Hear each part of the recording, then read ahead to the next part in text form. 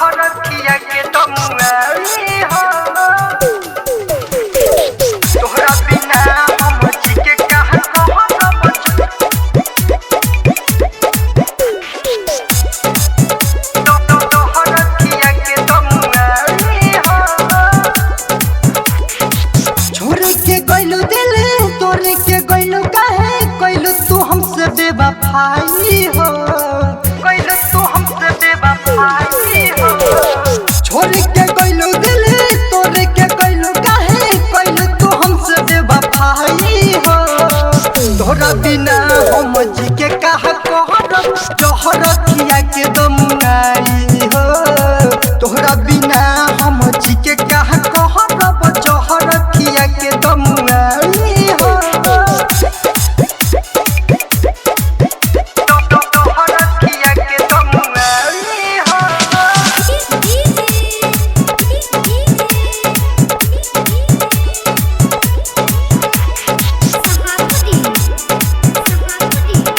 हरखिया के तमुआई हो काहे के फोटो मोर जरावतारू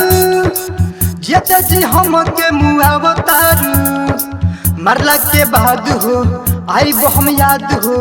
अबे से काहे तर पावतारू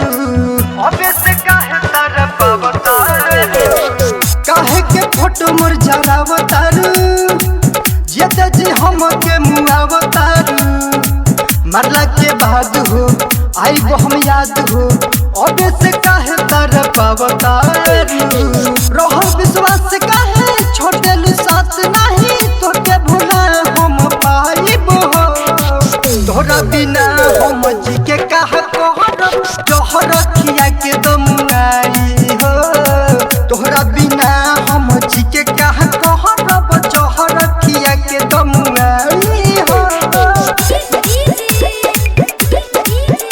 हरखिया के तमुआई हो हरखिया के तमुआई हो बिक्की राजा सच कहले हो काहे के दुख उह सहले हो बाती न मननी कुछ न जननी नहीं तो खुश रहती पहिले हो नहीं तो खुश रहती पहिले हो बिक्की राजा सच कहले हो काहे के दुख उह सहले हो बाती न मननी कुछ न जननी नहीं तो खुश रहती पहिले हो नितेश पवन के दिल के भितरिया दिल तो छुर चलाई हो तोरा बिना हम जी के कहा कहब जहर खिया के दमुआई हो तोरा बिना हम जी के कहा कहब जहर खिया के दमुआई हो